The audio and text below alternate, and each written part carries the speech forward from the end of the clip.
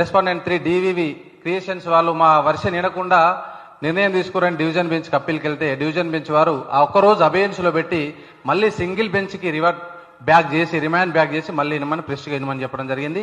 నిన్న దానిపైన 11:30 నుంచి ఒక దాదాపు 2-3 గంటల ఒక ఆర్గ్యుమెంట్స్ తర్వాత కోర్టు లోపల జడ్జి గారు ఓవరాల్గా మన ఇంట్రీమ్ ఆర్డర్స్ ఎక్స్టెండ్ చేయడం చెప్పడం జరిగింది ప్రీవియస్లీ. అంటే ఓవరాల్గా చెప్పిన దానిలో కూడా ఎక్కడ నాకొక్కడికే ఫీజు ఏదైతే ఉందో 100 రూపాయలు ఎగ్జిబిషన్ చేయమని చెప్పలేదు. కోర్టు ఆర్డర్ కూడా నైట్ 11-11:30కు అప్లోడ్ అయింది.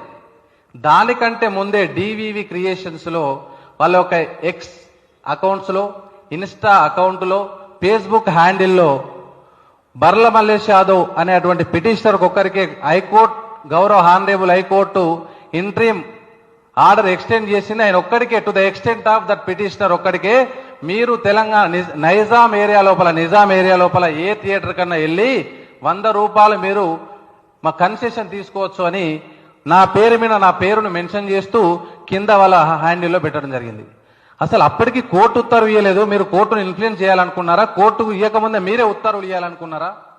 దాన్ని ఇస్తూ అంటే ఆ హ్యాండిల్లో పెడితే మరి హీరో గారు అభిమానులు నా పైన ట్రోల్ చేయాలనా, లేకపోతే నాకు బుల్ చేయాలనా? సోషల్ మీడియాలో ఆల్రెడీ ట్రోల్ చేస్తూ ఉన్నారు. అంటే ఒక రాజ్యాంగపరమైనటువంటి హక్కు, చట్టబద్ధంగా ఉన్నటువంటి అగనెస్ట్గా ఉన్నదని నేను కేసు ఫైల్ చేయడం నా హక్కు. అది దాన్ని మీరు దాన్ని ఏదో సర్కాస్టిక్గా పెట్టి లేకపోతే ఇంకో రకంగా పెట్టి చేయడం ఏదైతే ఉందో డివివి క్రియేషన్స్ పైన నేను ఈరోజు చట్టపరమైన చర్యలకు ఉపక్రమిస్తా ఉన్నాను.